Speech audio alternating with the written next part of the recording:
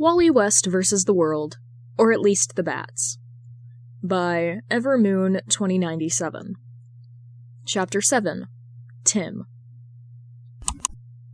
What assistance do you require? Tim's pen jerked a scraggly line across his clipboard. What? Do not make me repeat myself, Drake, Damian answered coolly, crossing his arms. Tim frowned at the newest Robin. Nothing. Get out of here. Go bother Jason or something. He turned back to his computer, copying down a quick series of notes. Hair, red-orange. Eye color, green. Blood type, A positive. No, I said, I wish to help you test West. He groaned. Look, if this is something Dick put you up to, I'll tell him you did perfectly. Now seriously. Damian tutted.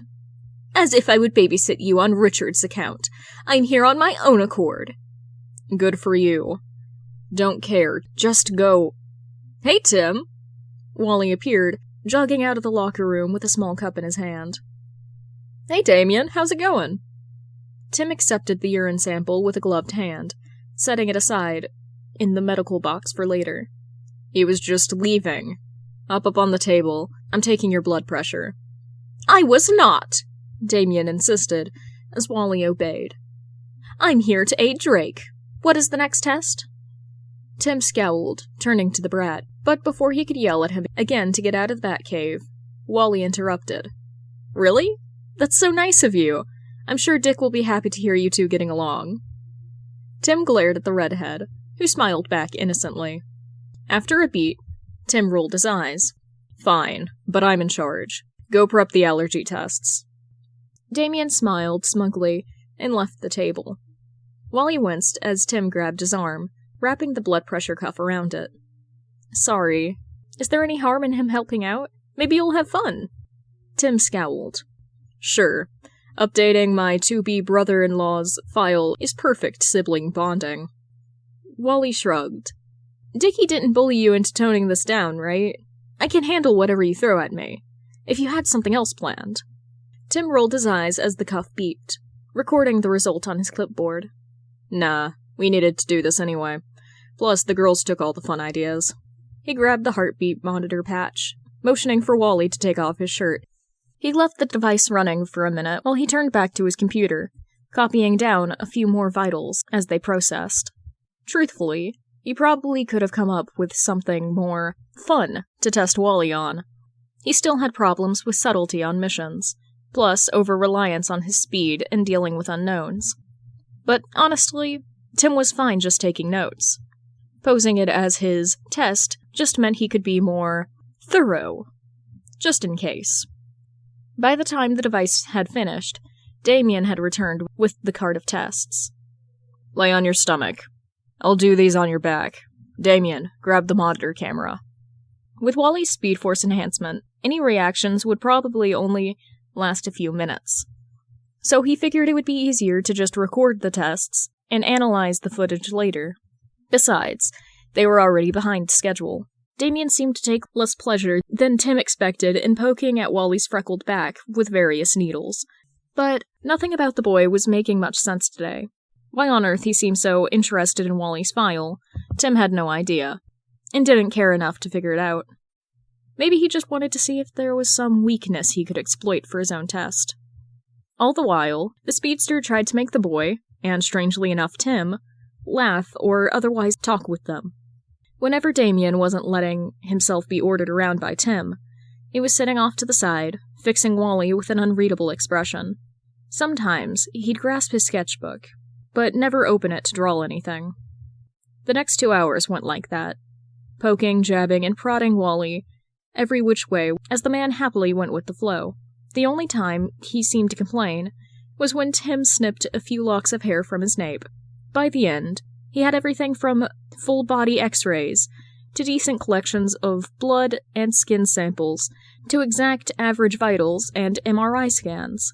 He's also updated Wally's vaccinations, including those for Joker's and Scarecrow's various poisons. Even the older varieties, that hadn't been used much, got their time in the sun, just in case. While Damian took the various samples to either be preserved or analyzed, Tim flipped the sheet on his clipboard, double-checking the tests he'd planned. Okay, Wally, we already have your measurements from the tuxedo fittings, and Dr. LaRoe had to postpone until 7 for the psych ones, so we can skip right to the physicals. He tossed a bag of workout clothes with built-in monitors to the speedster. Throw these on and meet me in Dick's gym. We'll do a few agility tests, then head out to the backyard for the rest. Any questions? Wally raised his hand tentatively. Yeah. Are these tests with or without my speed? Both. Wally's mouth twitched downward. Is that a problem? The redhead quickly shook his head. No, it's fine. He smiled, but it didn't reach his eyes. Tim narrowed his eyes. On one hand, Wally was a shit liar. On the other, it wasn't like he was putting Wally in danger, and if they had to end early, then they would. It was just a few tests, and getting at least a few done was important. Sure, he finally said, grabbing his computer and leaving Wally in the Batcave. Damian's steps soon joining behind him. He flicked through his phone as they made their way up to the gym, ignoring a few texts from Con, and pulling up the cameras he'd set up around the equipment, just in case he missed something, or if they needed them in the future. Just in case. Damian wasn't buying it. As foolish as Drake sometimes was, this sibling tradition was too perfect an opportunity for Torment to pass up. He would not waste the chance for just updating a file. But try as he might, he couldn't figure out Drake's goal. His first guess was that Drake was attempting to develop better contingency plans, as would be expected if he and Richard really were to be wed. But the scope of his observations went too far in depth. Really, what use was knowing West's average side-hop speed? Or that he had a mildly severe as a reaction that lasted 2 minutes could be, allergy to Herbadix. The whole day was beginning to feel like a waste of time. Worst part was that Damian was no closer in accomplishing his actual goal, understanding what there was to like in someone like West. Sure, the man was a passable hero, and Damian was above critiquing his general talkativeness. But surely there was more to him. In a family of the brightest minds, and greatest brawlers, and quickest instincts, and the most efficient missions, what did West bring to the table? So far, it was cheap jokes and a smile. Damian would have thrown in the towel already, if it weren't for two things. One, he hadn't figured out the subject of his own test yet, and needed to find a metric worthy of conclusion. And two, Drake seemed to be constantly trying to distract Damian away from the experiments, and so he was obligated to stay out of spite. The speedster was currently jogging on a souped-up treadmill Drake had designed. Supposedly, it would remain at set speed, but accurately track when West would deviate from it, and adjust accordingly, so as to not send him careening into walls. Drake's confidence in the machine hadn't stopped Pennyworth from making them set up outside, however. When the former Robin had stepped back, tapping away on his phone, to start the machine, Damian made his attack. Out with it, Drake! What is the real purpose of these tests? The man's eyebrow tilted. I told you, it's for failsafes. This is more information than any contingency plan would require, he hissed, though no doubt West was already well versed in the family's many plans to destroy him. Even you must recognize there are far more efficient means to dispatch West than knowing his median speed and stamina durations. Drake rolled his eyes. My plans are my business. Why do you care so much? I wish to know so I can make sure my own test does not retread old ground. Another eye roll. Of course. Well, don't worry. I'm sure whatever your sadistic mind comes up with will be far from my plans. Now, I'm busy monitoring my test, so if you don't mind... He popped his earbuds in, pointedly looking down at his computer. Damian was tempted to yank one of the speakers out, just to continue his interrogations, but decided against it. Drake was seemingly pricklier than ever. He stalked his way across the yard, taking a seat under a nearby tree, and pulling out his sketchbook. Richard had got it for him as a "congrats, you lived through a full year of school" present. As if anything in that building could hope to kill him. If Drake was going to be absolutely no help, and West was too busy running to give him any more ideas, he may as well enjoy himself for a minute. His gaze drifted around the garden for a moment, pausing on Pennyworth's sublime azaleas, before turning to the humming treadmill.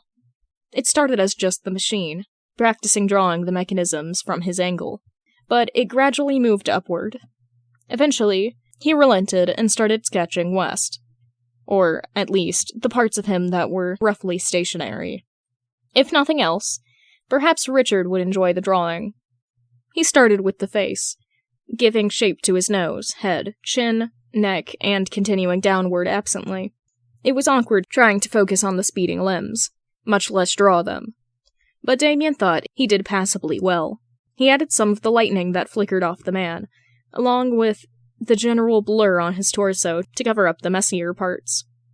After some time, he looked up from his drawing, comparing it one last time to the real man. He frowned, erasing West's face. He tried again, really focusing on the way the man's eyes stared forward, the parting in his lips, the slackening of his cheeks. Damian scowled at the drawing. Well, now the man looked practically dead on his feet, despite the speeding movement in his body. It didn't fit. He erased his drawing again, determined to get it right this time. Except he had.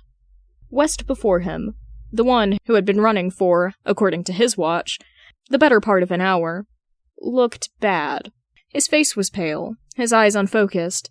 His speeding steps seemed uncertain. He looked terrible. West? Damian looked tentative, setting his sketchbook aside and approaching the treadmill. No response. West? He called louder. For sure loud enough to be heard over the hum of the treadmill. Leave him alone, Damian, Drake said dryly, not looking up from his laptop. Forgive me for believing something is wrong, Drake. When he looks like that. Damian snapped back. Looks like... Drake looked up, eyes narrowing at the speedster. He stood up, carefully walking to stand beside Damian. Wally? He yelled. Wally, you good? When the speedster didn't react, Drake frowned. I'm turning it off. Test's over. Damian winced at the volume, but agreed with the choice. Drake pulled out his phone, pressing a few buttons, and the machine beeped loudly. There was a loud pop as a large airbag deployed, one which Wally promptly slammed into. Both went tumbling away from the machine, the safety measure wrapping around the man and hopefully cushioning his fall. Though, judging by the vamped flailing, perhaps it would have been more successful at suffocating West. The two jogged over to where he had finally extricated himself from the cushion. Wally, you okay? Drake asked first. A foolish question, really, because even from 10 feet away, Damian could hear how Wally seemed to be having trouble breathing, hand at his throat as he gulped in hiccuping breaths. Before either could get closer, however, the speedster was another 20 paces away, now hunched over the bushes, retching. Drake jolted to a halt. I'm calling Dick. Damian brushed past, approaching the sick speedster. His vomiting had slowed, but his breathing hadn't stabilized. It switched between deep, gasping breaths and hiccuping coughs. His shoulders were shaking, one hand pressed against the back of his neck, and the other shivering in the dirt. Distantly, some part of him remembered this exact sound. It hadn't been long after Richard had taken up the role of Batman. The same frantic, tight breaths that had been coming from one of the downstairs restrooms. Before he could investigate, however, Richard had swung past him. By the time Damian had caught up, he was only there to hear the end of his brother's care. Only months later, when he heard Richard performing the exact same protocol, did he learn it in full. West, do you require heat or cold? Raise your right hand for heat. Despite his voice being nothing like his Baba's, West's left hand pried itself away from his neck, twitching upward. Cold it is. I will be back with ice, and a weighted blanket. He rattled off, barely registering West's nod before he was running back to the house, ignoring Drake's gaping expression. Honest to God, Wally hadn't been aware he'd been disassociating until he was bent over a bush trying to remind his lungs that they needed air. 1 minute, he was focusing on his breathing. The next, it felt like he had 4 left feet and no spinal cord or ears. He was barely aware of the world around him. Existence boiled down to just his fingernails on his neck and the jittering in his wrist. He couldn't feel his legs. Breathe, West.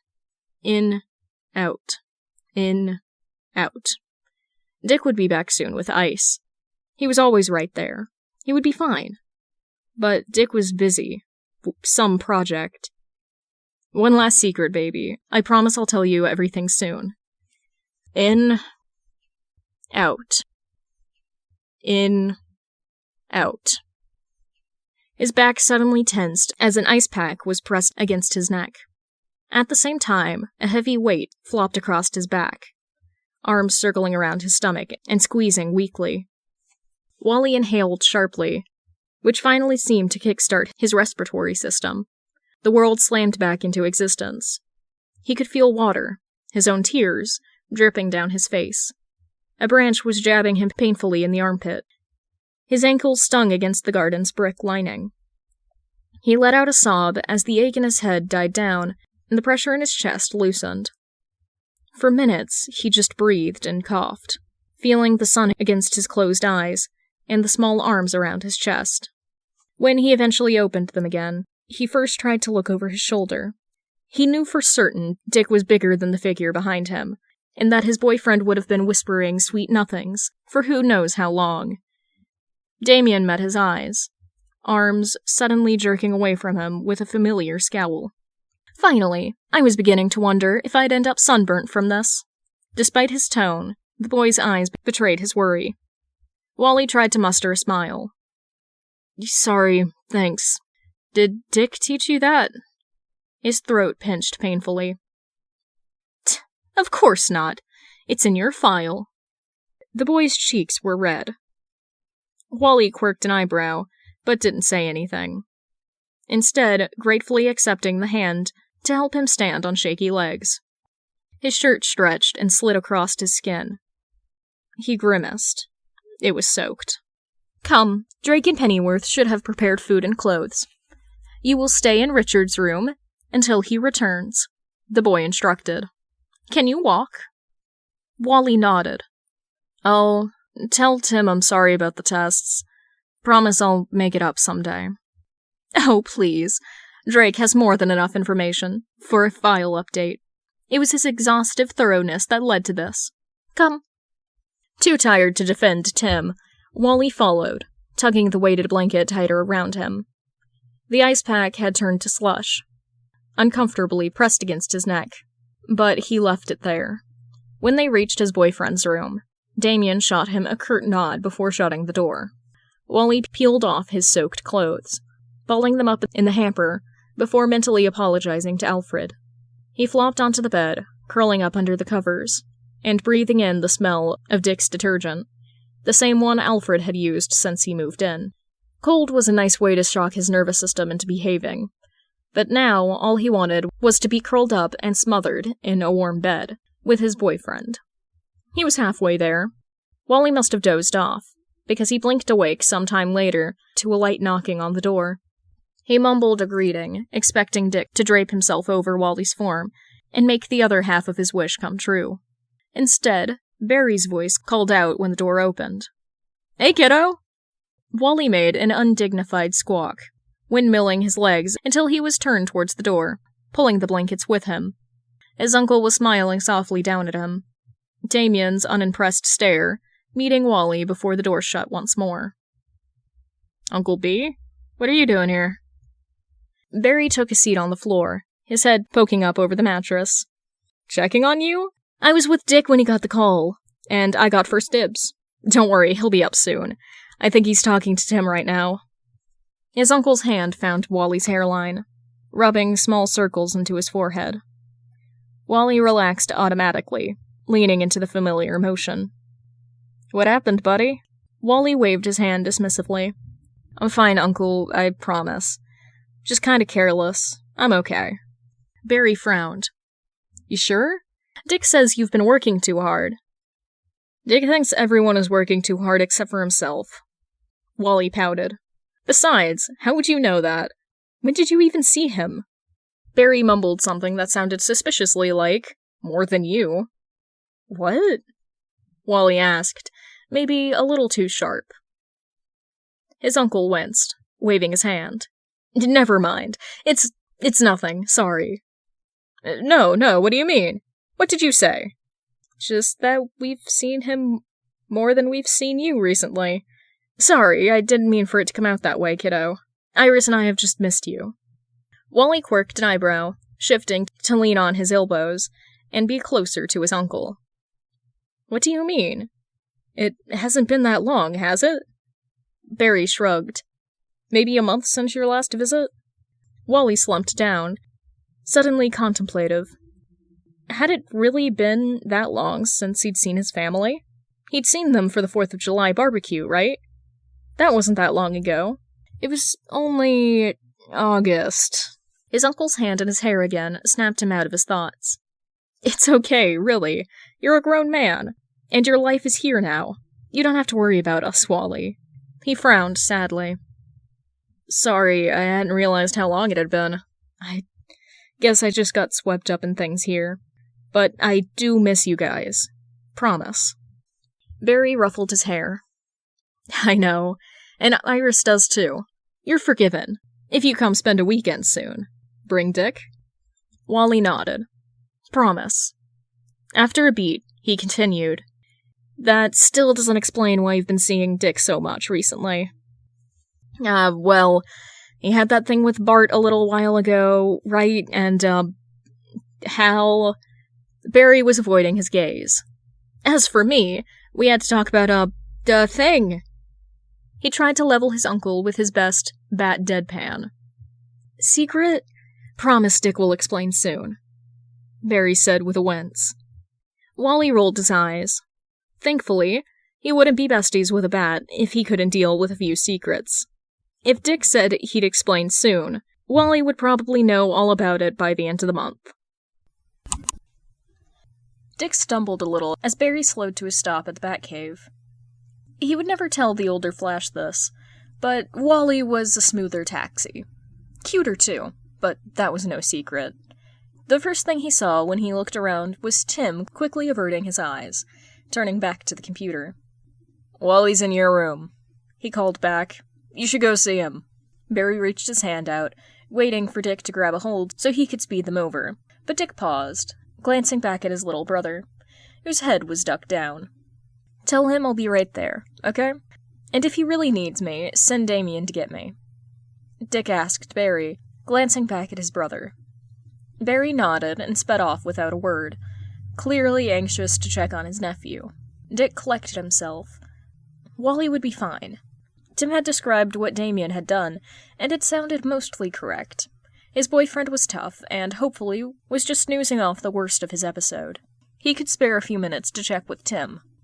Hey, Timmy, he started, approaching the computer. Tim tensed, hunching over even more, if that was possible. You should go check on him. He seemed pretty out of it. I want to, but I wanted to check on you first. You okay? Yeah, I'm not the one who collapsed from exhaustion. Tim still hadn't looked up from his computer, but his hands had stilled. Damian Alfred said you've been acting odd. Tim didn't respond, instead starting to idly click through the files on the computer, clearly not actually doing any work. Dick followed the cursor, examining what he was working on. It was pulled up to Wally's file, which was looking much fuller than Dick had ever seen it, even during B's overproductive teen dad era. There were multiple folders full of information, everything from family history to Tim's own detailed evaluation. Timmy, do we need to talk about the lines between updating files and criminal stalking again? It's for insurance, he said plaintively. Even for fraud, I feel like you don't need all that info, Dick joked. Not that kind of insurance, Tim retorted, shooting a glare back at him. Dick sighed. Tim, I know you and B like having contingencies, but this is a little much, don't you think? This isn't for contingencies. It's not? Tim, you have a 3.5 gigabyte file labeled genome here. Why else would you need this? Frankly, why do you even need this? For contingencies. You practically have enough info here to clone him. Dick froze. Tim swallowed beside him. Tim. He's upstairs sleeping in your room. You should go join him. The boy deflected weakly. These aren't for if Wally gets mind-controlled, are they? Tim seemed to shrink. No. These are insurance for if something happens to him. I just don't want you to lose him. Tim. But his brother cut him off, hands digging into the edge of the desk. It's not just for cloning. I know you wouldn't like that. But with this, if something happens, if he gets hurt and needs a transplant or blood or I don't know. Dick broke into a soft smile, laying his hand on his brother's shoulder. Thank you, Tim. That means a lot. Tim took a tight breath. I was there, you know, when you lost him. You were already different from Robin, obviously. You'd just lost Jason, but suddenly were gone. His eyes began to water at the memory. Like whatever was holding you together just disappeared. You were my idol, my hero. You still are, but suddenly it was like I'd lost you too. Timmy, I'm sorry. Dick began, only for Tim to smack him on the shoulder. Don't apologize. You lost your best friend. Of course you were messed up. This isn't about me. But if I can stop that from happening again... He took a deep breath as Dick rubbed his shoulder. You're too important. The Titans rely on you. You're in the League. This family. We need you, Dick. We can't lose you. And that means we can't lose him. Tim sniffled, which Dick took as his cue to press a kiss into his temple, drawing him into an awkward side hug. You're a really good kid, Tim. I'm not a kid. He pouted. You'll always be the baby bird. I thought that was Damian now. No. He's the baby bat. You're the baby bird. Idiot, Tim said, but there was no real fire. I'm really happy you have him, Dick. Dick smiled. Me too. And you. You're amazing, Tim. You know that? Thank you. Tim leaned into the hug, still surveying his collection of information. A stockpile built of anxiety and love. But there was something more to his gaze. Regret. You're thinking of Khan, aren't you? Dick murmured, remembering how the super's death had affected his little brother. Cassie had shown him pictures of Luther's labs, and Tim's numerous attempts within them. Tim's ears went red, but so did his eyes. Dick wasn't sure if he was about to smack him again for prying, or start fully sobbing. What to call him? Don't. I'm sure he's busy. Dick turned away, shouting into the depths of the cave. Hey, Con! Timmy needs a break! One rush of wind later, a man in a leather jacket wearing a goofy smile was before them. Despite himself, Tim smiled. Hi. Hi! So, break? Dick backed up as Tim nodded, just in time for Colin to sweep him out of the chair and into his arms. What? I can walk! He yelped. No, you can't. I've been waiting years for you to say that. I have a perfect weekend planned. He nodded towards Dick. I'll have him back by Monday. Dick stifled a laugh. Go for it. By Sunday, I still need to go through...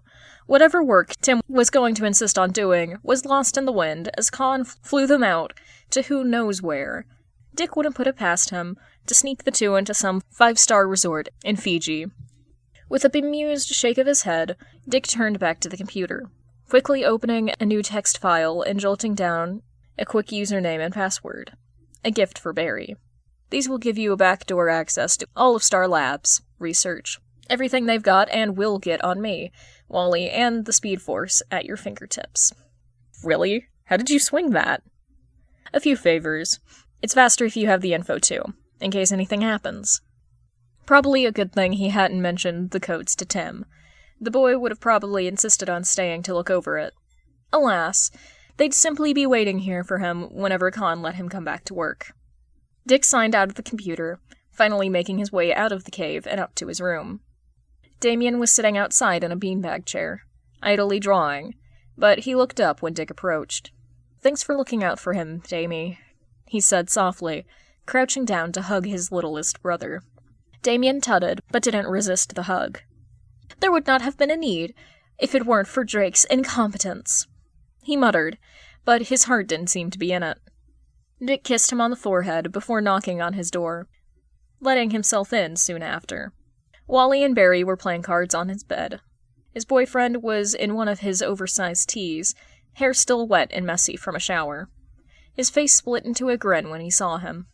Some knot of worry loosened in Dick's gut, a rush of relief almost making his knees wobble. "Hey, heard you've had a day," he greeted, taking a seat next to him and cupping his face in his hand. Wally leaned into the touch, eyes drooping with love as he met Dick's eyes. Barry let out a coo, picking up the scattered cards and sliding them into the box at super speed. "I'll leave you two be. I should be getting back to update Iris anyway. Look after him, Dick." "You know it," Dick promised, tearing his eyes away from Wally to nod at his uncle. Barry smiled, giving Wally a squeeze from behind, before saluting as he headed off. Dick had scarcely turned back to his redhead when Wally grabbed him by the armpits and flung himself back, landing with Dick sprawled bonelessly on top of him. Wally nuzzled into his collarbone, seemingly very pleased with himself. Dick let out a light chuckle, carting his hand through his boyfriend's hair and sliding it to the left so that he wasn't directly crushing Wally. The speedster grumbled and tried to pull him back, failing adorably. After wrestling back and forth, Wally eventually seemed content tucked under Dick's arm, and his leg under Dick's butt. Essentially, Dick was a teddy bear.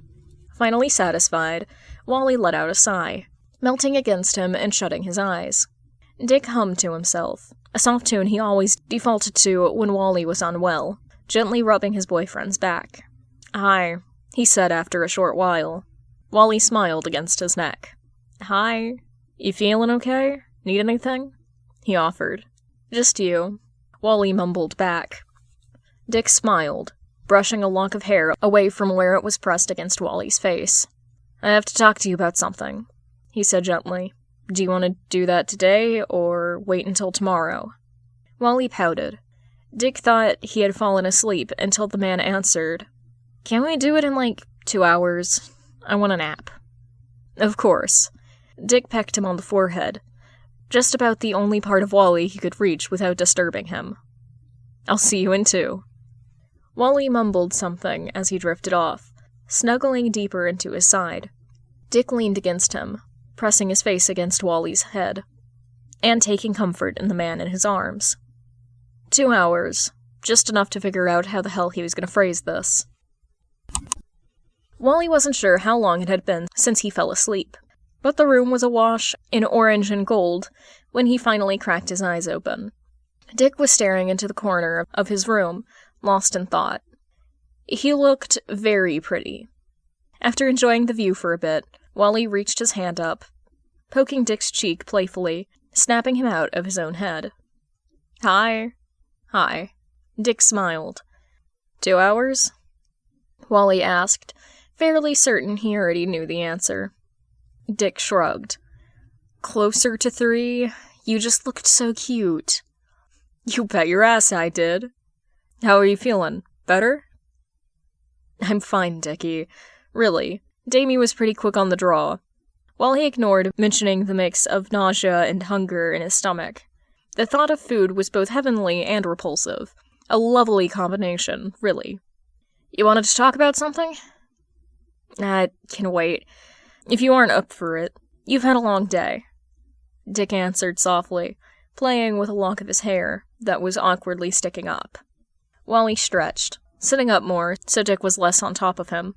"Nah, let's do it now. The sooner you say it, the sooner we can both stop worrying." "You think too loud." He prodded Dick in the head again. His boyfriend chuckled, grabbing the hand and rubbing his thumb over it. Fine. I guess I'm just winging it." Wally snickered at the pun, earning him a jab of his own. Dick took a breath. First, this isn't a breakup. If I have it my way, it never will be. I love you. Don't ever doubt that. Warmth bloomed in his chest, and Wally chuckled. Yeah, I think we're a little too codependent for that. He pressed a kiss to the hand cupping his face. Continue. I love you. I love how devoted you are to me and my problems, how hard you try to ease my burdens. I can't thank you enough for caring so much about me. I love you, Wally. But, Wally continued. Despite his joke, he was glad Dick opened with the assurance, because this was starting to sound like a breakup, and he didn't know what he would do then. But I feel like you're trying too hard, Dick admitted with a wince. I mean, the patrols? Putting up with all these tests? Running yourself ragged just to make my family like you? You don't need to do this. Don't I? They're your family. I know how important they are to you, he defended. Dick's mouth twisted sympathetically. It feels like you're just trying to be part of my life. What's so wrong with that? What about yours? Wally felt a retort die on his tongue. Dick grabbed his hand again. Wally, I don't want you to just be part of my life. I want our lives to overlap. To be a little messy. So much of what you do is trying to make my life easier, but his face twisted. How did B put it? I don't want you to crush yourself trying to fit into my life. The hand returned to Wally's face, drawing him close. I love you, Wally, and everything that's made you what you are. I don't want you to leave that behind, just to make my life easier. Wally licked his lips, turning his gaze away from Dick's intense stare. This wasn't what he thought this conversation would be about. Finally, he admitted, It's not like I'm leaving a ton behind. Dick frowned sadly. I guess you never really reconnected after you came back. Maybe I should have encouraged that more. Wally flicked him with the back of his hand. Don't start feeling bad about that now. I made my choices. His choices had been to avoid the difficult task of approaching people who had mourned him, and instead bunkered down in Bloodhaven with Dick until it had been too long to reach out. Fine, Dick relented. But Wally was sure that guilt would linger until dealt with later. But maybe it's not too late to try, or I don't know, just... His face twisted in frustration. If Wally was a weaker man, he'd call it adorable. Who was he kidding? Dick was always cute. It's okay. I get your point, Wally said. He sighed. I'll try, okay? I'll figure something out. Truthfully, he didn't know where to start. Dick pressed his nose to his. You won't be alone. We'll figure it out together, okay? That's the best thing about being together. It doesn't have to be crazy, or... I just want you to take care of yourself, too. Maybe spend some more time with people who love you more than they love me. You're very hard not to love, Wally smirked, kissing the edge of Dick's mouth. Dick kissed him back. So are you. The two stayed like that for a moment, faces pressed against each other. Eventually, Wally broke the silence. Or rather, his stomach did. Dick laughed lightly. I've said my piece. Should I ask Alfred if he can bring dinner up for us? Yes, please. It was 2 weeks later, and Wally was lazing about his and Dick's apartment. His boyfriend had disappeared for what he promised was the last secret, and Wally was getting bored. Damian had been avoiding the topic of his own test, and Wally was starting to wonder if that was the test in some fucked up bat mind game, or if Dick had done something behind the scenes. The latter was more likely, but Wally had some money on the former. After the incident with Tim's test, the kid had barely said a word to Wally. But the few times he'd seen the kid, there hadn't been any of the glares or grimaces that he was accustomed to. He still hadn't thanked him properly for his help in calming him down. Wally was about to start looking up art supplies to buy when a knock sounded at the door. Speak of the devil, Damian Wayne was staring back at him when he opened his door. Oh, Damian, Dick's out right now, but you have passed my test, West. Wally blinked. What? Chapter 8. Damian. You have passed my test, West. West blinked. What? You heard me, Damian answered, letting himself in and making his way towards the couches. West tried again. I did? Damian paused. He could be honest. Tell West that he simply lost motivation to test him on any metric, because the only one that mattered had already been passed. Richard loved him. Damian had his reservations. He would never choose someone like West for himself, but Richard had chosen him. Richard needed him. Richard had rarely erred on who he trusted. Who was Damian to pretend to know better than his Baba? Especially in matters of love, a concept still so ill-defined.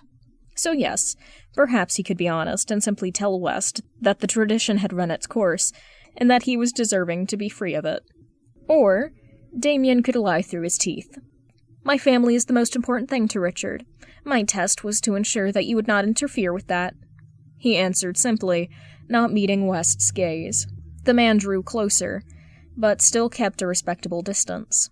I would never try to take up that space, he said earnestly. I couldn't, even if I wanted to. You know Dick. He's got more than enough love for everyone. He might only have 2 arms, but I think he's proven he can fit as many people in a group hug as he wants. That is true, Damian murmured, still placated by the man's response, even if it was just a ruse. Why don't you look over the videos of Zephyr that Aunt I just sent me, while I make us a snack? West offered, after the silence had stretched awkwardly long. I'm not sure when Dick will be back, but I'm sure he'll be happy to see you. Right. Damian had another reason for coming. He reached into his pocket, pulling out the box Cassandra had slid him that morning. Another day. It is time for you to propose to Richard, he said, holding out the ring box to its owner. West's eyes widened. How did you get that? And wait, now? I was planning on waiting a bit, setting up a whole date, make it special, you know. Richard has waited long enough for you to propose. Damian scowled. The family is in Central waiting for us. Take the ring and bring us there. The man gaped, clearly wanting to ask so many questions, but something in Damian's eyes rightfully silenced him. Can I at least get dressed first? This is still my proposal, you know. At least let me fix my hair. Richard has seen you worse. His mind is not so fickle as to change now, Damian said harshly. West sighed, but relented, throwing his shoes on and grabbing his keys. Fine, but I meant to be taking it easy, so we're taking the Zeta. That is acceptable. Wally was still reeling from the sudden demand by the time they arrived at his home in Central City. Half of the trip, he'd been trying to figure out a way to get Damian to drop the matter and let him do this in his own time. Then he'd given up and started practicing the script he'd been mulling over for the better part of a year. It wasn't that he didn't want to propose to Dick, far from it, but after his episode, it felt weird, timing-wise. Dick asked him to focus more on his own independent life, and Wally asks him to marry him? It didn't feel quite right. Wally had been planning to postpone a little, at least until things had settled into whatever their new normal would be, a month or 2 at most. But now, those plans were out the window, and he was approaching the crowd of bats standing outside his house with a ring in his pocket. What are you all doing here? Why is Dick here? Barry, did you know about this? He rapid-fired questions, turning to his vaguely distressed uncle standing beside Bruce. I was coerced into this. I've no idea what's happening. Barry bemoaned. Dick's inside with Iris, but I've no idea why they're all here. Wally turned to the others. Cass was smiling softly. Steph was bouncing on her heels. Jason was grinning broadly. Duke was looking over Tim's shoulder as the two tapped away on a gauntlet computer, and Alfred was on the brink of tears. He and Jason were carrying a stack of catering trays. Even Babs was there, snickering at the glare Barry was shooting at Bruce. Okay, Tim announced. Cameras are all set. You're good to go. Wally balked. Cameras? He groaned. This is gonna be the least private proposal ever, isn't it? Jason cackled. Did you expect anything else? Welcome to the Bats. Go get him, Tiger. Wally grimaced at the man, but was quickly distracted by the nerves pulling in his stomach. His hand shook as he reached for the door. Dick let out a cheer as he lifted the lid on the simmering sauce. The beef stroganoff smelled delicious. He grabbed the cups of white wine and heavy cream, gently stirring them into the sauce. Beside him, Iris hummed her approval as she stir-fried the green beans, the aroma of garlic spiraling into the air. Out of all the tests the Flashes had put him through, this was by far Dick's favorite, no matter what Jason tried to insist.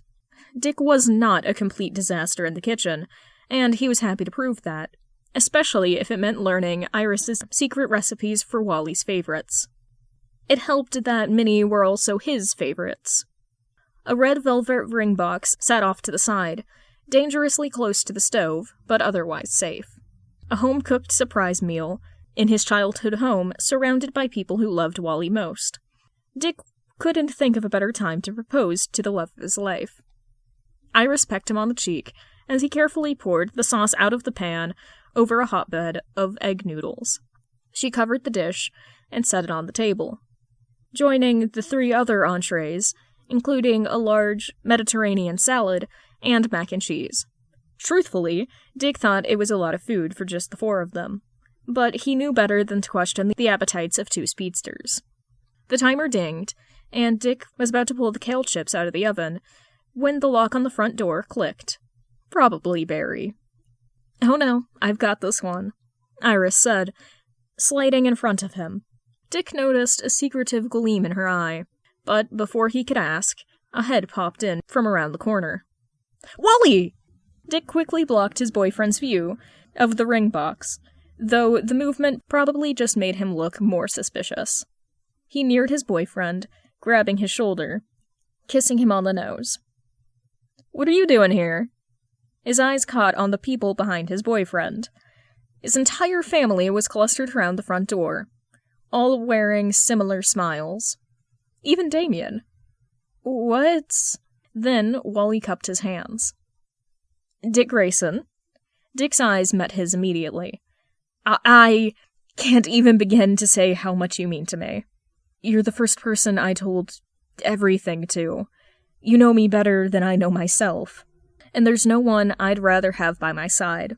My whole life has been about speed, moving from one thing to another as fast as I could. You made me want to slow down, to soak in every moment I had with you. You're kind and brilliant and so good. Wally, his glorious Wally, red-faced and smiling broadly, green eyes shone with unshed emotion, looking up at him from his place on one knee. Dick Grayson, will you marry me? Dick nodded, dropping to his knees and grabbing Wally by the face, pulling him close. He must have mumbled yes 100 times as he smothered his speedster. Only then did their audience let out a cheer, clapping and whooping, snapping Dick back into reality. He remembered his own surprise. He turned around, looking for the box, only for Iris to push it into his hands. Almost immediately, Dick let out a laugh. Of course they were all in on this. As he turned back to Wally, opening the box and kissing him again. Dick brushed tears from Wally's face as his boyfriend, fiancé, registered the ring, letting out a laugh of his own. Iris and I were making you dinner, Dick mumbled into Wally's mouth. Was gonna ask over dessert. Wally kissed him back, suddenly turning to look at Dick's family behind him. Did you know this? Judging by the shameless smiles on their faces, and the buffet's worth of food Alfred and Jason brought, they certainly did. You guys ruined my proposal? Dick exclaimed dramatically, still half over Wally. I had a whole speech prepared. Well, yes, but if you proposed to Wallace, then you would not have heard his own devotion to you. We thought this way was more fitting. Damian argued. Dick gaped when Wally cackled from below him. Well, joke's on you. Nothing's stopping me from saying it now. Wally West, Before he could express his absolute adoration towards his most amazing speedster, Jason's hand was on his face, pushing him lightly off Wally. Nope. No time. I'm hungry. Be gross later. Dick pouted as his oldest little brother walked past, Wally crawling forward to kiss him again. You're gonna get that speech later, and Tim will record it so you can watch it 100 times, Dick promised, pulling him close. Wally didn't say anything, instead gently sliding a beautiful black band onto his hand. Dick would discover later that holding the ring up to the light reflected in rays of red, yellow, and green. Dick responded with his own ring, a ring of white meteorite that he'd had Corey help him find. It turned blue when it hit the electricity. When he and Wally broke apart, Cass immediately latched onto his back, squeezing him tight. Iris and Barry swept Wally away, leaving him at the mercy of his other siblings, who gleefully jumped him. In the back, Alfred was dabbing his eyes, while Jason set up tables in the backyard. Bruce was nowhere to be found, but Dick guessed he probably found a private spot to let out his emotions. Dick would just have to trust that they were positive ones. The next hour was a whirlwind. At some point, they'd all made their way outside, to the venerable buffet that had been set up. One moment, Tim was hugging him tight, then Bart had appeared at his shoulders and vanished just as fast. Dick swore he saw Hal and Jason arm wrestling at one point, but couldn't tell you any more than that.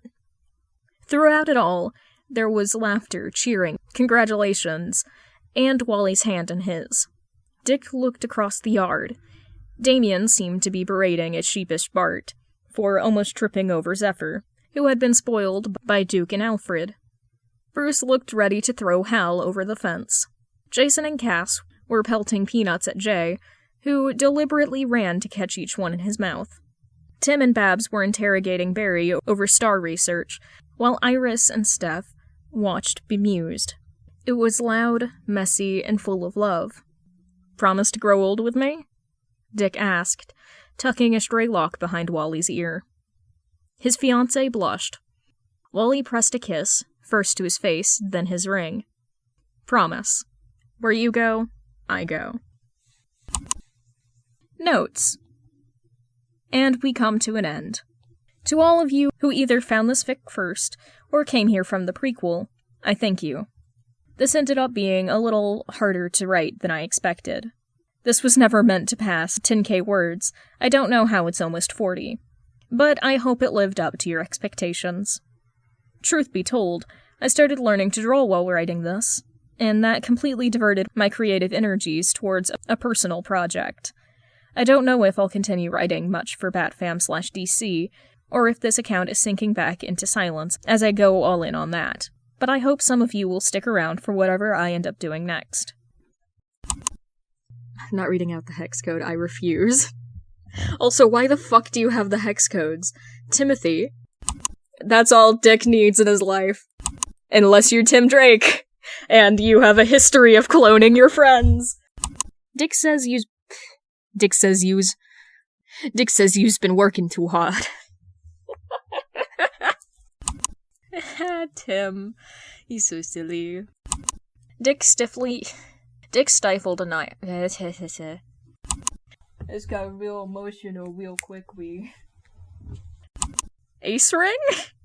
I know that's not the intention, but ace ring?